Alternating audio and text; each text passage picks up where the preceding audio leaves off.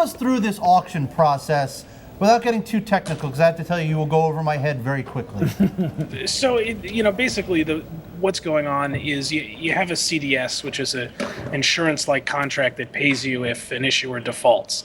And what they're doing is they're paying these CDS contract holders the difference between full face value on the bonds and whatever the bonds are worth now that they've been defaulted. So there's an auction process that sets a value for those bonds, and then you sort of take the difference between those bonds and full face value, and that's what's paid. And the first results from the auction, it's a two-stage process that's so mind-bendingly complicated that we're not going to even begin to get into it here. But the first phase of the auction put a price on the old Greek bonds of about 21.75. So holders of Greek bonds lost 78 and a quarter cents on the dollar is how the auction worked out. So this is a result that mirrors more or less the actual loss suffered by creditors. As I point out in a story today that your viewers may want to read if they're interested in this sort of stuff, this was a very lucky result for the CDS market. It didn't have to work out this smoothly. But as you said, it's the CDS market is getting the same as the creditors did. But at the same point, if you buy CDS and it's supposed to act like an insurance product, shouldn't you get all your money back? Well, no. I mean, if you have a bond that's worth 23 cents, but it's insured for 100, you get 77 cents. And the way this works in practice is if you actually do hold the bond, you just give that bond to your insurer and say, here you go, it's yours, pay me 100.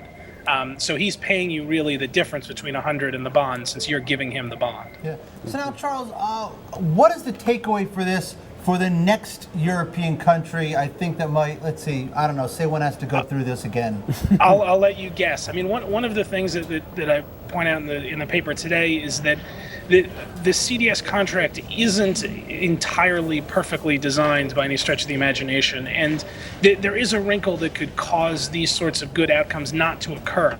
In a very brief explanation, there are no more bonds, no more Greek law Greek bonds. Remember, Greece destroyed them when it did its restructuring. It forced everybody to turn them in. Then Greece tore them up.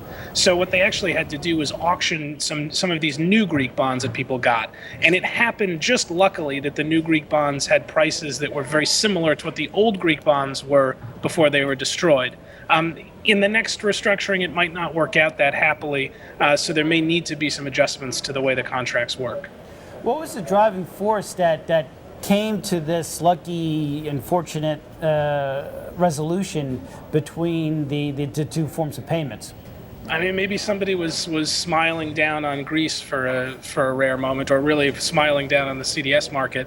Part of it, in a small bit of irony, the fact that the new bonds are trading at very depressed levels that approximate the levels of the old bonds indicates sort of is possible only because the restructuring didn't do much to help Greece. If the restructuring had done a lot to help Greece, those new bonds might have been priced a lot higher, and thus they wouldn't have been a good proxy for the value lost in the old bonds. Yeah.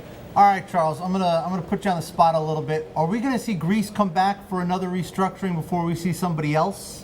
The market is definitely betting that you will see Greece come back for another restructuring. The question of timing is a slightly difficult one.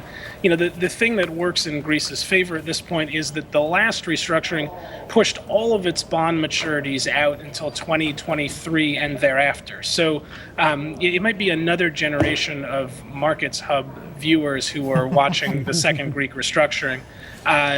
But at the same time, there still are some other obligations that Greece needs to meet between now and 2023 or 2042 or whenever these bonds mature.